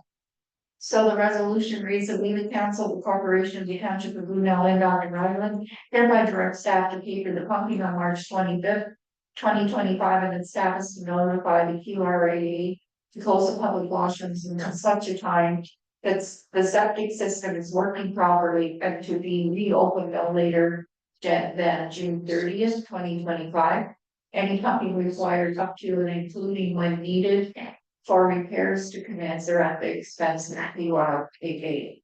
Can I get an order for that, please? Moved by Councilor Keller, seconded by Councilor Paul. Any comments or questions? Okay. I call for the vote. All those in favor? Yeah, I was just trying to remember 1926, if I could think of the yard being dug up, I'm trying to remember where the open is, because I was always going by what Alvin told. Where it was down by the, the grandstand. I have no idea. We will move to correspondence. We have a resolution that the council, the corporation, of township of Brunel and Dock and Raglan hereby accept the correspondence as circulated. Should get a number for that, please. Move by Councilor Quad, seconded by Councilor Minutes. Is there anything? I would like to see us support the tariff resolution. Yeah, I read through that, so. It's a long process. We have two different resolutions, so I want I felt pain in the chairs the other day. I didn't order my stuff in time. It's significant. Yeah. It's a big chunk of money. So is there anything else in there? So what do we call it? That's the only one I was looking at. Yeah. Okay, so,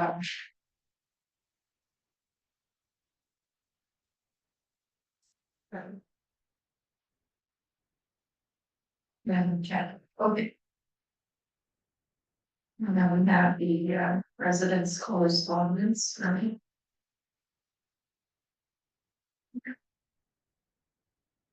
Special events application. You were voting on the correspondence? Oh, sorry. I'll call for the vote. All those in favor? Yes. Opposed, none. Motion is carried.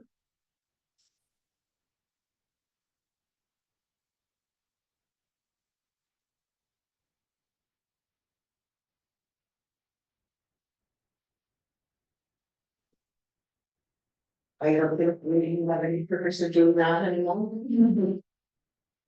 If you want to just do the motion and continue it as information. Okay, we'll do the motion that we cancel the corporation, the township of Brunel and Raglan hereby accept the letters from residents regarding the proposed music festival as information. Can we get a number for that, please? Over Councilor Banks, seconded by Councilor Keller. All those in favor? So, Opposed, none, the motion is carried. Okay, so we have shoreline road allowance closure resolution that reads the council for the corporation of the township of Brunel and Dock and Raglan hereby approve the draft survey as presented for the shoreline road allowance part 4 and 4 P0722 on Laurel Lake to be purchased by Darrell and Anita Molly. Can you get an order from that, please? Talking about moved by Councilor Caldwell, seconded by Councilor Floyd. Any comments or questions? Call for the vote. All those in favor? no, Opposed? The motion is carried. We need a land severance application. I couldn't read it. It was so small. Did anybody else get to read it? No. How did you read it? Mike? magnifying glass. I didn't, I tried to enlarge it. What? Okay, oh, this is up there on that, the letter getting, Nordic Lane Road. what? Nordic Lane Road. Oh, yes, sorry. So the resolution is that the council of the corporation of the township of Brunel and Dock and Raglan approve the land severance application number 16824 for William and so for the creation of one new lot and the transfer of one portion of Nordic Lane And one portion of drone conservating big to the township. And providing that all the conditions is listed in the county record planning report concerning this division of Latcher Net. So we're gonna get a move over that. Move by Councillor Keller, second by Councillor Floyd. Any comments or questions? No. I'll call for the vote. All those in favor? Yes. Opposed? None, the motion is carried. Okay, so we have a letter from Palmer Rapids and Area Alliance Club. Everyone has read them. What's council's opinion on this?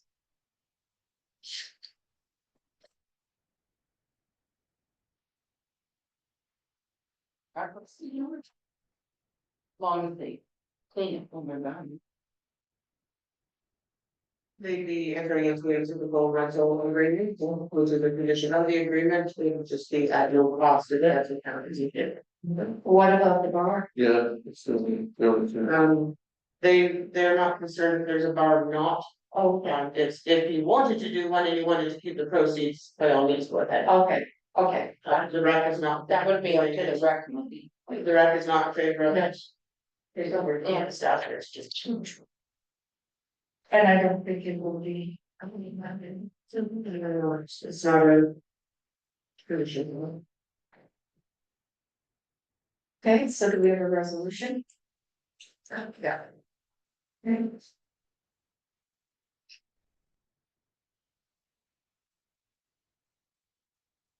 The resolution reads that council for the corporation of the township of Brunel and Dr. Ragland hereby authorize the Palmer Rapids and Area Alliance Club use of the hall and kitchen at the BLR Community Center at no cost on Saturday, May 24th through the 35-year anniversary, and further that the township nor the BLR Recreation Committee is not in favor of holding the bar for the event. Sorry, take out that second law. Okay, can you get a mover for that, please? So I can move. Moved by Councillor Colville, seconded by Councillor Collar. Any comments, questions? Call for the vote, all those in favor? Votes, none, the motion is carried. I'm glad they give me to Palmer. It's to we have, a resolution. The council of the corporation of the township of Brunel and Lochline hereby authorizes the extension of bylaw 2022-18 between the corporation of the township of Brunel and Lochline.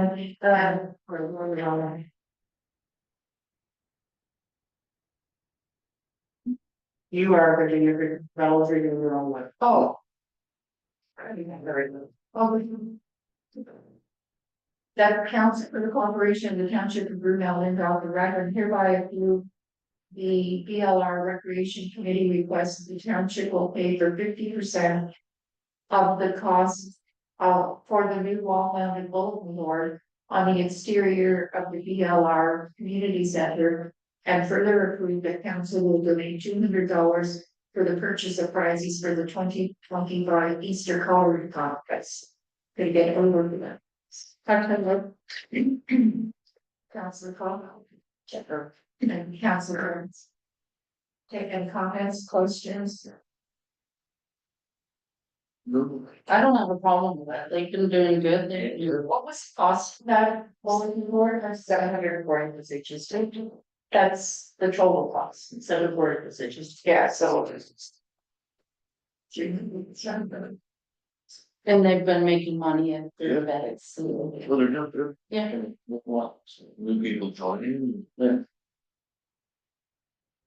Okay, so, I'll call for the vote, all those in favor, opposed, none, motion is carried. Okay, can I read this one down? Okay. The council for the corporation of the township of Brunel and Dog and Riley hereby authorizes the extension of bylaw 2022-18 between Corporation of the Township of Brunel and Raglan and Murray Gallagher for 2025. Can I get an over for that? Moved by Councillor Keller, seconded by Councillor Conca. I think we should revisit the amount of the rent. I mean, $480 a year. For him to operate a business. That was set in 2018, I assume, in the bylaws. Lots of those at least review. Yeah.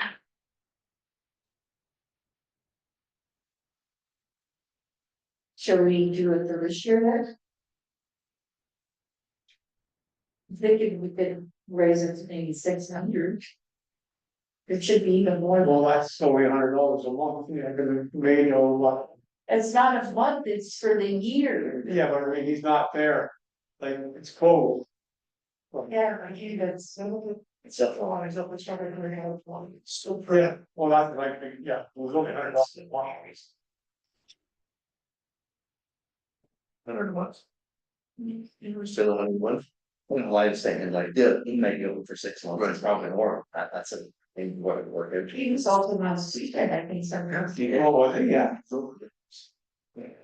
$600 is still a very good deal. You're Well, I don't think you wanna go pretty low. We can look at it again next year. I think a reasonable amount would be $1,000 a year. But we can't go that much. I don't I want think to, one jumps, no. he probably makes $100 in less than an hour. So, you did a Chippewa anymore? No, but I'm not pretty much not. It's not cheap. It's not cheaper. No, but you take a lot of the bikers and all that, they stop there and. You know, Okay, so what are we gonna do with it? What was it, 400 and, 480. it was 480? so then put it up to That's only 680. putting it on 20 more. 600. It's a limit. For anything, I don't think, right? What's that? It's a 600, but No, I don't think by all that. Yeah. Yeah, It would have to be an amendment to the bylaw. yeah. He has okay to discuss with. business. Sorry, he hasn't paid it. Yeah. Okay, so then, resolution. But the thing is, he's already open. Yeah, well, My recommendation would be to pass this bylaw for now and revisit it next year at the beginning of the year with discussions with it. Okay. Okay. So we had a move and a seconder call for the roll call, those in favor? two. Even though it was about the Wi-Fi.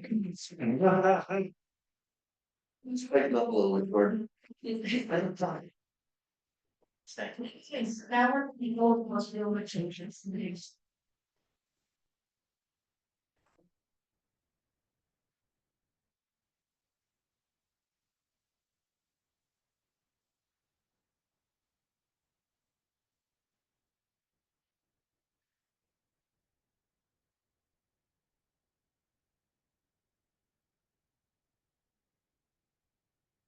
Well, I'll start, I'll just say, thank you to all of you for, very productive budgeting discussions this year.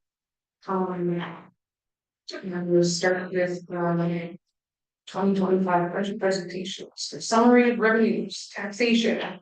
With an increase of 2.5%. $1,508,054. PILs, 77,743. Our own funding increase this year, 851,300. OCIF, 386,525. Gas tax, 111,828. Other grants, this is our fire protection grant, 32,922. Fees and services, $153,080. Recreation forces is park, 37,200. Modernization reserve, 45,645. Reserves, 212,000. And other revenue, $21,322 for a total of $3,537,619. Have we heard of this? Water student grant? No. That will be on the adoption. Okay. Yeah, because it's, yeah, so just a little chart here, we're showing revenue and sources.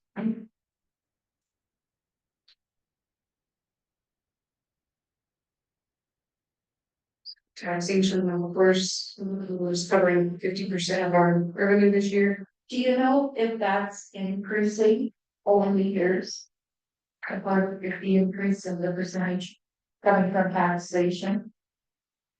If I Or after that years, no? Because, do you know the issues? No, is that how we would do that stuff?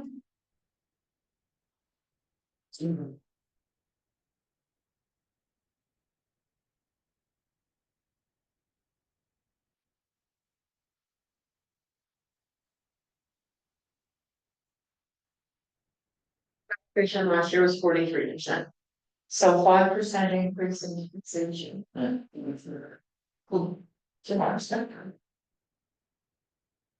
Whereas gas tax last year was 1% and it's 4% now. It's minor changes.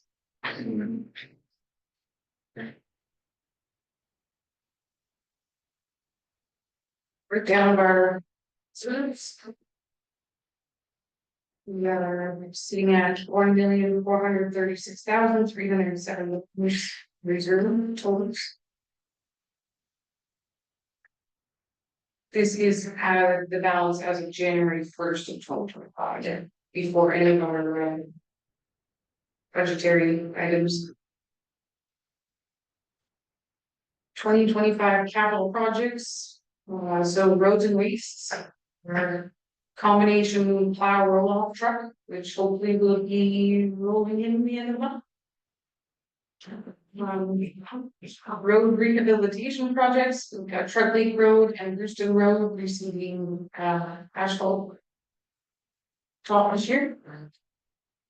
Fire department, this includes their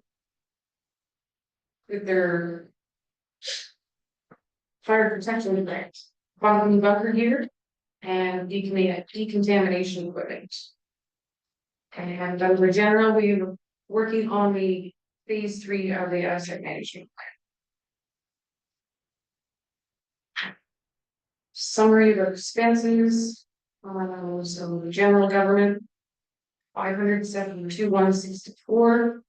Fire services, 281,925. Building department, 109,890. Roads, 1,787,564. Streetlight services, 4,500. Police sites, 325,970. Recreation and Four Seasons Park, 108,298. Leasing services, $335,061. Livestock valuers, 1,000. Civic address supplies, 2,000. Library services, 6,857. Planning and development is 8,000. Total of 3,543,220. And again, a chart with our expenditures. Roads department taking the big hit at 51%. Expenditures. Policing is 10%.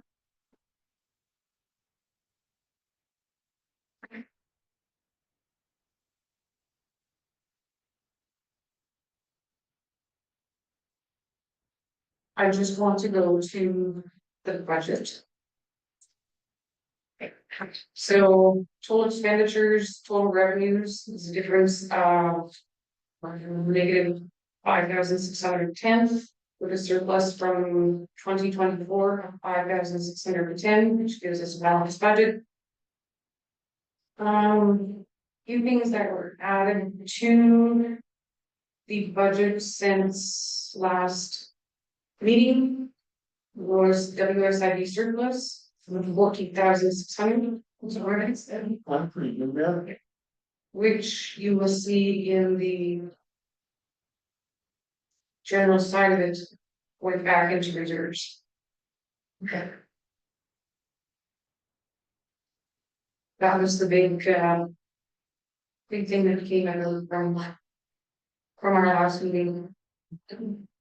Any questions? We have solid reflection during the budget process and. Have we spent our winter control budget already this year? No, we're even just started. Good.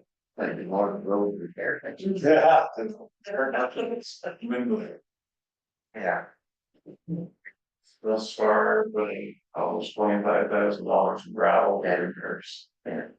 Just for the issue here and there. So, All the waters, all the wall shirts and. I'm sure it's. Too fast. Yeah, there. Okay, any other questions? I guess the only other thing, for general public's knowledge that I kind of for myself, I like to know was. We talked about it, to the $9.12 per $100,000 assessment, I think. Yes. There.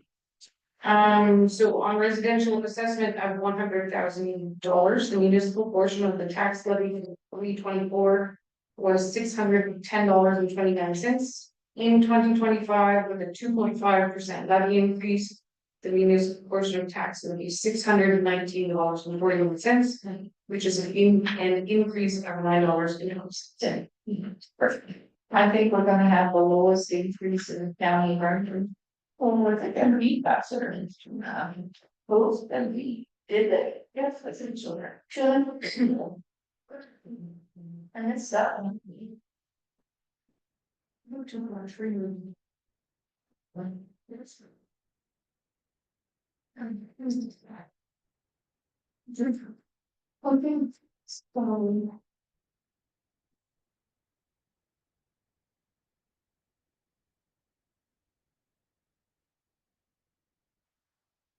Okay, we have a resolution of the council of the corporation, the township of Brunel, Lindau and Riley, hereby adopts by law 2025 18 being a bylaw to amend Schedule B of bylaw 2024-23 being a bylaw to appoint municipal officers and set salaries, mileage, and benefits for council and all municipal employees, having been read the first, second, and third time and finally passed. Can we get a mover for that, please? Or by Councilor Banks, seconded by Councilor Collins. Any comments, questions? Call for the vote, then all those in favor? Opposed, none, the motion is carried.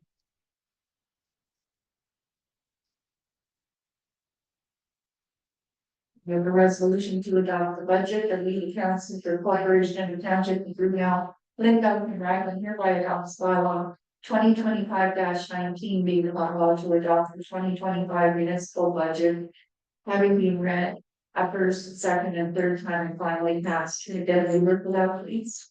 Okay, moved by Councilor Caldwell, seconded by Councilor Keller. Any comments or questions?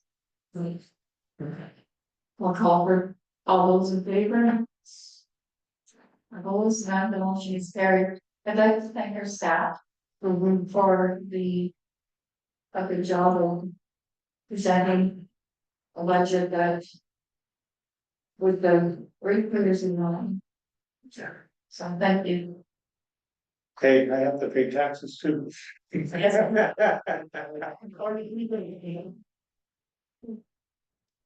And long-term borrowing bond resolution, this is for the truck.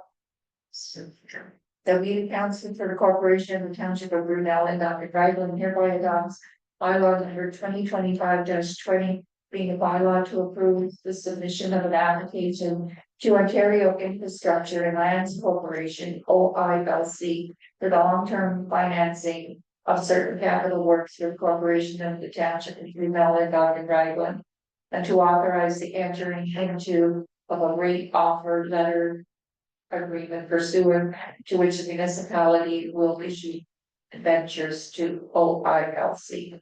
We get a mover for that. So moved by Councillor Felder, seconded by Councillor Copwell. Any comments, questions, concerns? You just place addition to the. Yeah, I discussed this in our budget. Okay, all those in favor? Opposed? None, the motion is carried. And I don't know if you noticed, you're not so I sign. know, that's what I said to Sheldon, I said, when we get name tags on our. We thank Tam. She made those and donated. Oh, thank you, Tim. What was that? It's really nice. Yeah, I don't know that. I'm, the rock, the cabinet, I didn't see that, his name there, his album, we got those things. Did water 3D picture. Wow. Yes. There'll be a pizza for. It's coming. Nobody can see ours. You know, I was in great battle for that, but we might. We go. We can have that. We got that. Sounds like the hours. Those guys are already on. Yeah. No, we did the hours. Yeah. Oh. Never forget the first time we moved it every day. Yeah. Because every time I heard lazy. Yeah. Okay, we need to move on. Yeah. You see the new, bring back that old stuff, that's right. That's what we need. We have a resolution going to close the meeting council for the corporation, the township of Rouge-Zone, Dog and Ryder, going to close session pursuant to the municipal law 2001, section 239(2), for the purposes of two items under section E regarding personal matters of other identifiable individual, including municipal or local guild employees, and one item under subsection D, labor relations, negotiations. We get a motor for that. We let Councillor Quad, second by Councillor Bravo.